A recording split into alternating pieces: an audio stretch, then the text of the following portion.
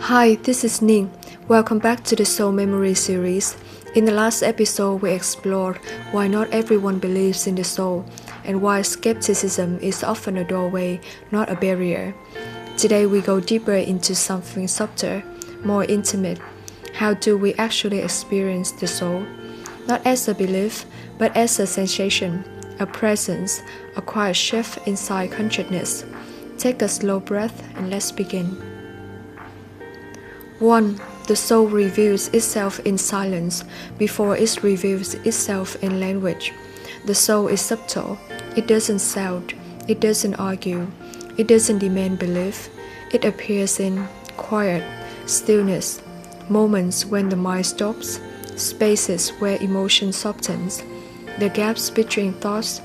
In silence, you notice the one who is aware of the silence. That one is the soul. 2. We experience the soul as the awareness behind the mind.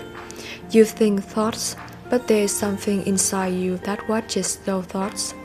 You feel emotions, but there is something inside you that observes those emotions rising and falling. You speak, act, react, but there is something inside you that witnesses all of it. That witnessing's presence is not the mind. It is not the ego. It is not the personality. It is the soul. The soul is the silent observer behind the noise of the mind. 3. The soul is experienced through intuition. The knowing that arrives before thinking. Intuition is not guessing. Intuition is not emotion. Intuition is not logic. Intuition is direct knowing. It feels like, I don't know how I know this, but I do. A soft urge, a quiet direction, a gentle warning, a feeling of yes or no, a truth that arises fully formed. Intuition is the voice of the soul, speaking beneath the volume of the mind. The mind processes information. The soul recognizes truth. 4. The soul is experienced through resonance. The feeling of recognition without memory.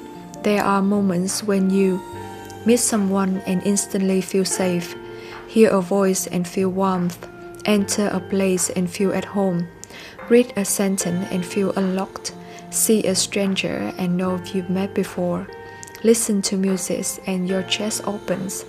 This is soul resonance. Your field recognizing a frequency it has no in other forms. The mind says, this makes no sense. The soul says, I remember.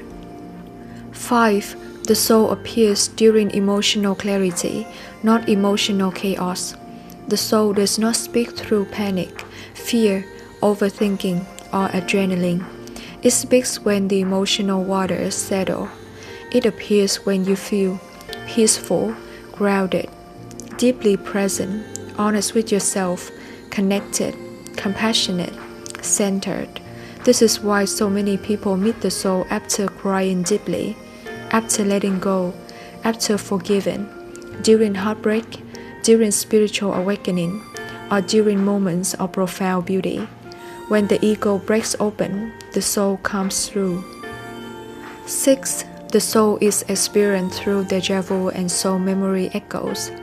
Déjà vu is not just a brain glitch. Sometimes it is a past life memory, a soul contract activating, a lesson returning, a timeline aligning, a place your consciousness recognizes. It feels like, I've lived this before, or this moment belongs to a much older story. That recognition is the soul remembering itself. 7. The soul appears during creativity because creativity bypasses the logical mind. You experience the soul when you paint, write, sing, dance, move, meditate, create. Creativity opens a channel where the thinking mind steps aside and the deeper self flows through. This is why artists say, it didn't come from me, it came through me.